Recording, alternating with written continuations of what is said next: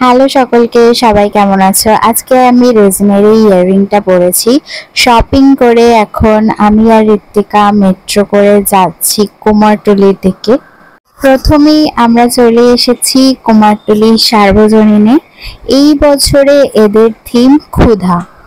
চলো ধীরে ধীরে প্যান্ডেলের ভিতরে প্রবেশ করা যাক। এই বছরে আমরা দ্বিতীয়া থেকেই ঠাকুর দেখা স্টার্ট করে দিলাম, বেশ ভালো লাগছে। উনুন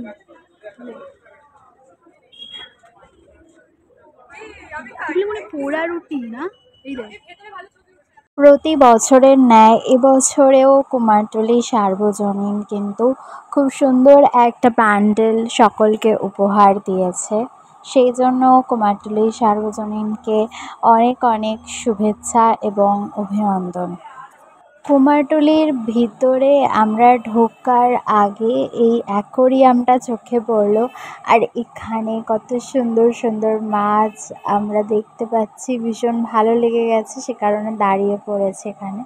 প্রতি বছরেই আমরা দুর্গাপুজোর আগে কুমারটুলিতে আসি ঠাকুর দেখার জন্য। খুব সুন্দর সুন্দর প্রতিমা দেখা যায় কুমারটুলিতে এই সময়টাতে আসলে।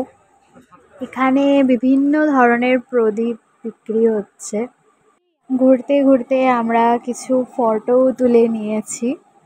এখানে কিছু কিছু জায়গায় গয়নাও বিক্রি হচ্ছে। এইখানটাতেও দাঁড়িয়ে আমরা বেশ কিছু ফটো তুললাম। দেখো কি সুন্দর লাগছে মাকে। শেষ মুহূর্তের প্রস্তুতি কিন্তু চলছে এখানে জোরদার। এখন আমরা চলে এসেছি বাগবাজার সার্বজনীনে, আর এখানে বেশ সুন্দর একটা স্টল দেখতে পাচ্ছি জুয়েলারির। আমার তো বেশ ভালো লাগছে। এখনো প্যান্ডেলের কাজ চলছে। এখানে আজকে অস্ত্র বোধহয় দেওয়া হবে ঠাকুরকে। এখন আমরা চলে এসেছি হট থাই মোমো বলে একটা দোকানে, যেটা কিনা গিরিশ মঞ্চের একদম অপোজিটে রয়েছে। আমরা এখান থেকে অর্ডার দিয়েছি চিকেন স্টিম মোমো 5 পিসের, যেটার প্রাইস নিয়েছে 60 রুপিস। খুবই ভালো খেতে, ফার্স্ট টাইম এখান থেকে খেলাম। এখানে প্রত্যেকটা ঠাকুরের মুখ কাপড় দিয়ে ঢাকা রয়েছে। দুটো কোল্ড ড্রিঙ্কস কিনে এখন আমরা চলে এসেছি স্টাইল বাজারে। রিসেন্টলি ওপেন হয়েছে হাতিবাগানে। এত ভিড়, কালেকশন ঠিকমতো দেখতে পারলাম না, অন্য আরেকদিন আসবো। এখন চলে এসেছি শিকদার বাগানের ঠাকুর দেখার জন্য, কিন্তু এখানে কাউকেই ঢুকতে দেওয়া হচ্ছে না। এই মুহূর্তে আমরা চলে এসেছি হাতিবাগান নবীন পল্লীতে, আর আমরা ভুল করে বাহির পথ দিয়ে ঢুকে পড়েছি। সেই কারণে আমাদেরকে এখন সামনের দিকে যেতে দিচ্ছে না। প্যান্ডেল কিন্তু ফাঁকাই রয়েছে, যেতে দিলেই যেতে দিতে পারতো, কিন্তু এখানে সিকিউরিটি গার্ডরা নিজেরাই বাহির পথ দিয়ে ঢুকতে দিয়েছে, এবার প্রবেশ পথ দিয়ে আর বেরোতে দিচ্ছে না। খুবই খারাপ লাগলো আমার যদিও।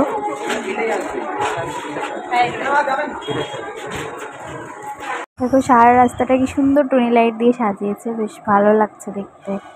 নর্থ ত্রিধারায় আমরা কখনো এর আগে আসিনি, ফার্স্ট টাইম এলাম।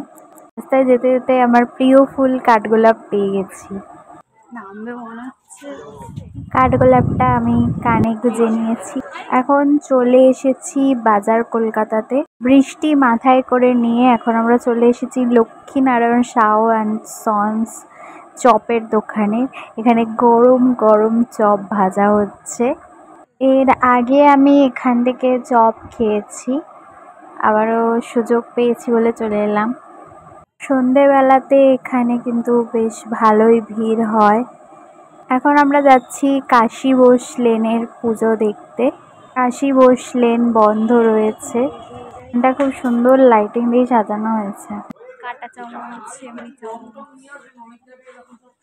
ছোটোর ওপরে প্যান্ডেলটা কিন্তু খুব সুন্দর করে ডেকোরেট করা হয়েছে। আজকের মতো ভিডিওটা এখানেই শেষ করছি। দেখা হচ্ছে নেক্সট ভিডিওতে। সবাই ভালো থেকো, টাটা।